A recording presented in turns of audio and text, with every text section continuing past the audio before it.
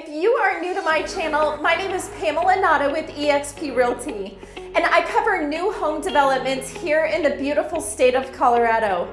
So if you like this video, like, subscribe, and comment, and I'll continue pushing out more videos to keep you informed on the Denver real estate market. And here we're at the Ignite Elevated Model Home, and it's a 3-story single-family house that is alley load with a 2-car garage. There are 3 exterior elevation options to choose from and some structural options throughout, but roughly there is about 2,800 to 3,400 square feet, and it has 3 to 6 bedrooms and 4 to 4.5 bathrooms.